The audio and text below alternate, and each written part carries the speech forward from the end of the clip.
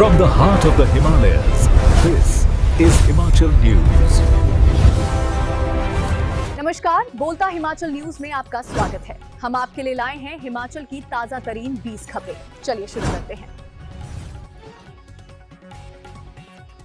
पंचायती राज चुनावों के लिए रिटर्निंग अधिकारियों की जिम्मेदारी तय, एसडीएम संभालेंगे दायित्व। जिला निर्वाचन अधिकारी पंचायत एवं उपायुक्त ऊना जतिन लाल ने पंचायती राज संस्थाओं के आगामी चुनावों के मद्देनजर जिला परिषद के विभिन्न वार्डों के लिए संबंधित उपमंडलों के एसडीएम को रिटर्निंग अधिकारी नामित किया है। इसे लेकर हिमाचल प्रदेश पंचायती राज इलेक्शन 1994 के अंतर्गत आदेश जारी किए गए हैं। आदेशों के मुताबिक संबंधित एसडीएम को जिला परिषद वार्डों के लिए नामांकन पत्र प्राप्त करने, उनकी विधिवत जांच करने तथा प्रत्याशियों को चुनाव चिन्ह आवंटित करने की महत्वपूर्ण जिम्मेदारी सौंपी गई है, ताकि निर्वाचन प्रक्रिया को निष्पक्ष, पारदर्शी एवं समयबद्ध तरीके से संपन्न करवाया जा सके। हिमाचल में शास्त्री भर्ती पर रोक, हाईकोर्ट के आदेश के बाद प्रक्रिया स्थगित। कोर्ट के आदेशों के बाद स्कूल शिक्षा विभाग ने प्रदेश में शास्त्री भर्ती प्रक्रिया रोक दी है। प्रवीण कुमार व अन्य बनाम हिमाचल प्रदेश राज्य मामले में प्रदेश उच्च न्यायालय ने 30 अप्रैल 2026 को सुनवाई करते हुए महत्वपूर्ण निर्देश जारी किए हैं। याचिकाकर्ताओं ने वर्ष 2023 में आयोजित भर्ती प्रक्रिया के आधार पर बीएड उत्तीर्ण अभ्यर्थियों को नियुक्ति देने की प्रक्रिया पर रोक लगाने की मांग की थी। याचिका में ये भी उल्लेख किया गया कि न्यायालय पहले ही 30 दिसंबर 2024 को एक अन्य मामले में 11 अक्टूबर 2023 के संबंधित परिपत्र को रद्द कर चुका है। इसके बावजूद विभाग द्वारा उसी परिपत्र के आधार पर 25 अप्रैल 2026 को परिणाम घोषित किया गया। मामले की गंभीरता को देखते हुए कोर्ट ने अगली सुनवाई तक यथास्थिति बनाए रखने के निर्देश दिए हैं। हाईकोर्ट के आदेशों के अनुपालन में अब विभाग ने नवंबर 2023 और जनवरी 2024 में आयोजित काउंसलिंग के आधार पर शास्त्रियों की भर्ती प्रक्रिया को तत्काल प्रभाव से रोक दिया गया है। साथ ही जिलों को स्पष्ट निर्देश दिए गए हैं कि अगली सुनवाई तक किसी भी प्रकार की नियुक्ति प्रक्रिया आगे न बढ़ाई जाए।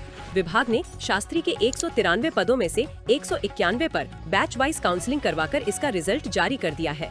यहाँ तक कई जिलों में शिक्षकों को नियुक्ति पत्र भी दिए जा चुके थे, लेकिन अब ये प्रक्रिया रोक दी गई है। गौरतलब है कि संबंधित कई संगठनों ने शास्त्री भर्ती में बीए संस्कृत को शामिल करने पर भी आपत्ति जताई है। साइंटिफिक और लैब असिस्टेंट भर्ती का परिणाम घोषित, 13 मई से होगी डॉक्यूमेंट वेरिफिकेशन।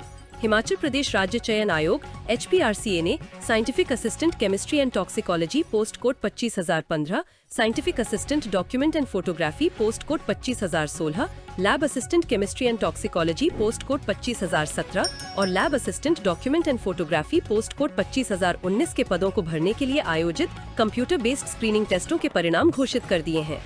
इन सभी परीक्षाओं के परिणाम आयोग की वेबसाइट hpprc.hp.gov.in पर उपलब्ध करवा दिए गए हैं। आयोग के सचिव डॉक्टर विक्रम महाजन ने बताया कि इन परीक्षाओं में उत्तीर्ण उम्मीदवारों की डॉक्यूमेंट वेरिफिकेशन की प्रक्रिया 13 मई से सुबह 10 बजे आयोग के परिसर में आरंभ होगी, जिसका शेड्यूल अलग से अपलोड किया जाएगा और उम्मीदवारों को उनकी ईमेल आईडी पर सूचित किया जाएगा। उन्हें अलग से बुलावा पत्र नहीं भेजे जाएंगे। शिमला में नर्सिंग कॉलेज में हड़कंप, 17 प्रशिक्षु टीबी से संक्रमित, आक्रोशित परिजनों ने किया हंगामा। हिमाचल प्रदेश के शिमला जिले के रामपुर स्थित महात्मा गांधी मेमोरियल नर्सिंग संस्थान इन दिनों विवादों के घेरे में है। दरअसल संस्थान में पढ़ाई कर रही करीब 17 प्रशिक्षु नर्सों के टीबी से संक्रमित होने का मामला सामने आया है। इस खुलासे के बाद शनिवार को संस्थान परिसर में भारी हंगामा हुआ और भाजपा नेता कौल सिंह नेगी सहित अभिभावकों ने प्रिंसिपल का घेराव किया। प्रभावित छात्राओं के परिजनों ने भी संस्थान की कार्यप्रणाली पर नाराजगी जताई है। एक अभिभावक ने बताया कि उनकी बेटी पिछले 4-5 महीनों से टीबी से जूझ रही है। उन्होंने आरोप लगाया कि छात्रों से शुल्क लिया जा रहा है, जबकि उन्हें उचित सुविधाएं और भोजन उपलब्ध नहीं कराया जा रहा। परिजनों ने ये भी आरोप लगाए कि छात्रों पर धार्मिक आस्था के नाम पर दबाव बनाया जा रहा है और उनसे पैसे लिए जा रहे हैं। उन्होंने कहा कि इस स्थिति में बच्चों की पढ़ाई भी प्रभावित हो रही है। कमर्शियल गैस सिलेंडर महंगा, शिमला में रेस्टोरेंट मालिकों में नाराजगी। हिमाचल प्रदेश के शिमला में रेस्तरां और खाने पीने की दुकानों के संचालकों ने वाणिज्यिक LPG सिलेंडर की कीमत में 993 रुपए की भारी बढ़ोतरी की आलोचना की और कहा है कि इससे महंगाई बढ़ेगी तथा खाद्य पदार्थों के दाम भी प्रभावित होंगे। स्थानीय दुकानदारों ने कहा कि 19 किलोग्राम वाले वाणिज्यिक सिलेंडर की कीमत बढ़कर अब 3,071 रुपए हो गई है, जबकि 5 किलोग्राम सिलेंडर का दाम 549 रुपए से बढ़कर 810 रुपए हो गया है, जो करीब 48% की वृद्धि है। हिमाचल प्रदेश में डेरा ब्यास को लैंड सीलिंग एक्ट में मिली राहत, बंद नहीं होगा चैरिटेबल अस्पताल। हिमाचल प्रदेश में जमीन से जुड़े सख्त कानूनों के बीच डेरा ब्यास को लैंड सीलिंग एक्ट में राहत मिली है। इस संबंध में हिमाचल प्रदेश विधानसभा से पारित संशोधन अधिनियम को राष्ट्रपति से मंजूरी मिल गई है। इस संबंध में अब प्रदेश सरकार की तरफ से अधिसूचना जारी की जाएगी, जिससे यह लागू हो जाएगी। इसके तहत अब अपनी जमीन के एक हिस्से को अपनी संबंधित संस्था को स्थानांतरित किया जा सकेगा। राज्य सरकार द्वारा किए संशोधन के बाद अब धार्मिक संस्थाओं को सीमित दायरे में जमीन ट्रांसफर की अनुमति मिल गई है। यह निर्णय राधा स्वामी सत्संग सोसाइटी ब्यास डेरा ब्यास के मामले से जुड़ा है। डेरा ब्यास हमीरपुर जिले के भोटा में चैरिटेबल अस्पताल चला रहा है। जमीन का मालिकाना हक राधा स्वामी सत्संग सोसाइटी ब्यास के पास था। अस्पताल संचालन कर रही संस्था महाराज Jagat Singh medical relief society के नाम थी। हिमाचल के कुल्लू में दर्दनाक हादसा, चलती बोलेरो पर गिरा पेड़, 4 शिक्षिकाओं की मौत और 3 घायल। जिला कुल्लू के विधानसभा क्षेत्र आनी में शनिवार शाम भीषण आंधी तूफान ने कहर बरपाया। उपमंडल आनी के तहत शमशर गुगरा सड़क पर बाली ओल नामक स्थान के पास करीब 5 बजे एक दर्दनाक हादसा हो गया। तेज तूफान के चलते सड़क किनारे खड़ा एक विशाल चीड़ का पेड़ अचानक चलती बोलेरो पर गिर गया। पेड़ गिरने के बाद वाहन अनियंत्रित होकर सड़क से नीचे लुढ़क गया। हिमाचल प्रदेश सीबीएसई सब कैडर परीक्षा में 810 शिक्षक हो गए फेल, 1473 ने आवेदन कर नहीं दिया पेपर, अब होंगे तबादले। हिमाचल प्रदेश में केंद्रीय माध्यमिक शिक्षा बोर्ड सीबीएसई से संबद्ध सरकारी स्कूलों में शिक्षकों के सब कैडर के लिए आयोजित परीक्षा की स्कूल शिक्षा विभाग ने मेरिट सूची जारी कर दी है। हिमाचल प्रदेश स्कूल शिक्षा बोर्ड द्वारा ये परीक्षा आयोजित की गई थी। परीक्षा के लिए 11,290 शिक्षकों ने आवेदन किया था। इनमें से 9,817 शिक्षकों ने परीक्षा दी थी। 1473 शिक्षक आवेदन करने के बाद परीक्षा देने नहीं आए थे। परीक्षा में 9,007 शिक्षक उत्तीर्ण हुए, जबकि 810 शिक्षक फेल हो गए हैं। पेपर 100 नंबर का था, इसमें से पास होने के लिए 40 नंबर आवश्यक थे। स्कूल शिक्षा विभाग ने सीबीएसई से संबद्ध सरकारी स्कूलों में तैनाती के लिए परीक्षा उत्तीर्ण करने वाले शिक्षकों के रोल नंबरों की पदवार सूची उनकी मेरिट के अनुसार स्कूल शिक्षा निदेशालय की वेबसाइट पर अपलोड कर दी है। शिक्षकों को 5 मई से काउंसलिंग के लिए बुलाया जाएगा। 6,000 शिक्षकों को विभाग सब कैडर में शामिल करेगा। विभाग ने मेरिट सूची में 6,678 शिक्षकों को शामिल किया है। अब काउंसलिंग के आधार इन्हें सब कैडर में नियुक्त किया जाएगा। विभाग 151 स्कूलों के लिए शिक्षकों की नियुक्ति करेगा। 5 से 6 और स्कूल सीबीएसई से संबद्ध करने की प्रक्रिया अंतिम चरण में है। प्रदेश में अभी चुनाव आचार संहिता लगी है। सीबीएसई सब कैडर के लिए काउंसलिंग के बाद बड़े स्तर पर तबादले होंगे। इसके लिए विभागीय स्तर पर प्रक्रिया शुरू कर दी गई है। काउंसलिंग के बाद ही ये स्थिति स्पष्ट होगी कि किस स्कूल में कितने पद खाली रह जाते हैं।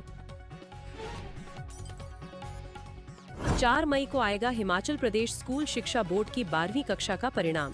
हिमाचल प्रदेश स्कूल शिक्षा बोर्ड ने 12वीं कक्षा के परीक्षा परिणाम घोषित की तिथि तय कर दी है। शनिवार को बोर्ड की ओर से इस संबंध में जानकारी दी गई। इसी के साथ परीक्षा परिणाम को लेकर हजारों विद्यार्थियों का इंतजार भी खत्म हो गया है। प्रदेश स्कूल शिक्षा बोर्ड धर्मशाला की ओर से कक्षा 12वीं के विज्ञान, वाणिज्य व कला संकाय का परीक्षा परिणाम 4 मई को सुबह करीब 11 बजे घोषित किया जाएगा। स्कूल शिक्षा बोर्ड के सचिव डॉक्टर मेजर विशाल शर्मा ने बताया कि परीक्षा परिणाम को तैयार कर लिया गया है। 4 मई को इसे सुबह 11 बजे घोषित कर दिया जाएगा। परिणाम को बोर्ड की वेबसाइट पर भी अपलोड कर दिया जाएगा। परीक्षा परिणाम घोषित करने की सभी तैयारियां पूरी कर ली गई हैं। उत्तर पुस्तिकाओं का मूल्यांकन कार्य पहले ही पूरा किया जा चुका है और डाटा संकलन और रिजल्ट प्रोसेसिंग का कार्य अंतिम चरण में है। इस वर्ष 12वीं कक्षा की परीक्षा में कुल 81,411 अभ्यर्थी पंजीकृत हुए थे, जबकि 10वीं कक्षा में 93,564 विद्यार्थियों ने परीक्षा दी है। पॉक्सो एक्ट में स्कूल प्रवक्ता दोषी करार, 6 साल का कारावास, 10,000 जुर्माना भी लगाया। अदालत ने जिला शिमला में पॉक्सो एक्ट के एक मामले में स्कूल प्रवक्ता को दोषी करार देते हुए 6 साल के कारावास की सजा सुनाई है। अतिरिक्त सत्र न्यायाधीश फास्ट ट्रैक विशेष न्यायालय शिमला विवेक शर्मा की अदालत ने ये फैसला सुनाया है।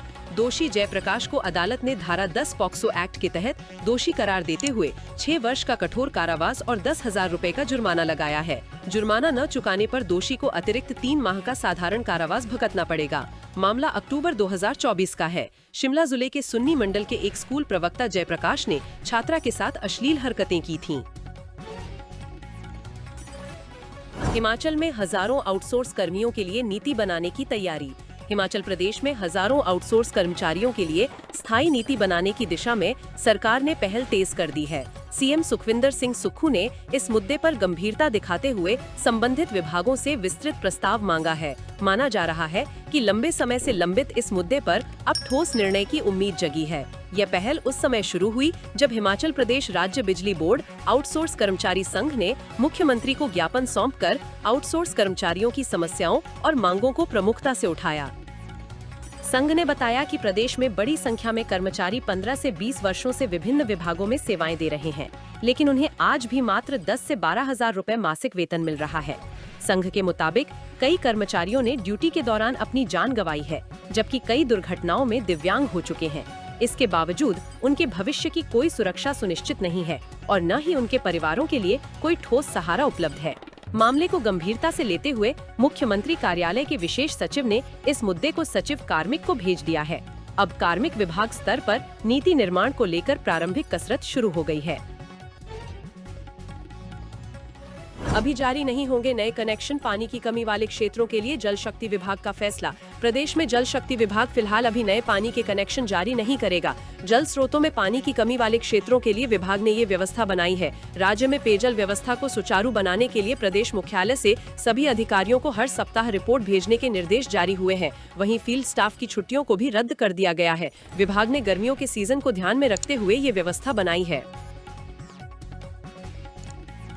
उल्लेखनीय है कि इस वर्ष सर्दियों के मौसम में प्रदेश में पर्याप्त बारिश और बर्फबारी नहीं हुई है, जिसका असर गर्मियों के सीजन में पेयजल स्रोतों पर भी प्रदेश के अलग अलग हिस्सों में देखने को मिला है। लिहाजा गर्मियों के सीजन में उपभोक्ताओं को पानी की किल्लत का सामना न करना पड़े, इसके लिए जल शक्ति विभाग ने सभी अधिकारियों को दिशा निर्देश जारी किए हैं। इसके तहत विभाग ने फील्ड स्टाफ की छुट्टियां रद्द कर दी हैं। विभाग ने सभी कर्मचारियों को पेयजल योजनाओं की नियमित तौर पर निगरानी करने के निर्देश जारी किए हैं। रामपुर खनेरी की 20% नर्सिंग छात्राई टीबी संक्रमित, जयराम ठाकुर ने सरकार को घेरा। नेता प्रतिपक्ष जयराम ठाकुर ने कहा कि रामपुर खनेरी के महात्मा गांधी मेमोरियल नर्सिंग संस्थान एवं अस्पताल में पढ़ रही 90 में से 19 नर्सिंग छात्राओं को किसी न किसी प्रकार से टीबी का संक्रमण होना अत्यंत दुर्भाग्यपूर्ण स्थिति है। एक ही परिसर में इतनी छात्राओं के संक्रमित होने और इसके बाद भी सरकार द्वारा कोई प्रभावी कदम न उठाया जाना अत्यंत शर्मनाक है।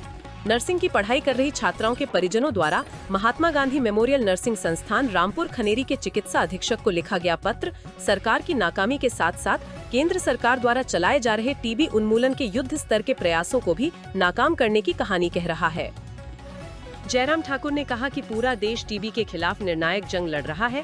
केंद्र सरकार द्वारा हर स्तर पर राज्यों का सहयोग किया जा रहा है। विश्व स्तरीय कंपनियों की दवाइयां हर मरीज तक पहुंचाने और संक्रमण का चक्र रोकने के लिए उपलब्ध करवाई जा रही हैं। राज्यों को मुंह मांगा बजट दिया जा रहा है। इसके बाद भी चिकित्सा संस्थान में नर्सिंग का प्रशिक्षण ले रही छात्राओं का इस प्रकार से संक्रमित होना समझ से परे है। केंद्र सरकार के भरपूर सहयोग के बावजूद भी राज्य सरकार का उदासीन रवैया निंदनीय है। हिमाचल प्रदेश में आज से आंधी तूफान का अलर्ट, लगातार 5 दिन बरसेंगे बादल। हिमाचल प्रदेश में मौसम ने अचानक करवट ले ली है। जहां एक ओर प्रदेश भर में तेज आंधी तूफान और बारिश का दौर शुरू हो गया है, वहीं कुल्लू जिले के आनी में दर्दनाक हादसे में 4 शिक्षकों की जान चली गई। शनिवार को राजधानी शिमला में दोपहर बाद अचानक मौसम बिगड़ गया। तेज तूफान के साथ हल्की बारिश हुई, जिससे तापमान में गिरावट आई और मौसम ठंडा हो गया। प्रदेश के अन्य हिस्सों में भी हल्की से मध्यम बारिश दर्ज की गई। बीते 24 घंटों में सराहन में सबसे अधिक 18.5 मिलीमीटर वर्षा रिकॉर्ड हुई, जबकि सांगला, सियोबाग और भावानगर में भी बारिश हुई। वहीं राज्य में आने वाले 3 दिनों तक राज्य के अधिकांश क्षेत्रों में तेज बारिश का मौसम विज्ञान केंद्र शिमला ने पूर्वानुमान जारी किया है।